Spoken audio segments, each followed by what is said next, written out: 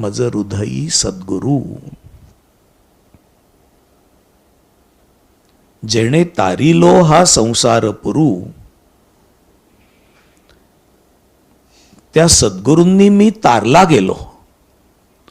जेणे तारिला, ज्या सद्गुरूंनी मला तारलं, या संसारपुरातून मला तारणारे जे सद्गुरू ते माझ्या हृदयात आहेत. मज हृदयी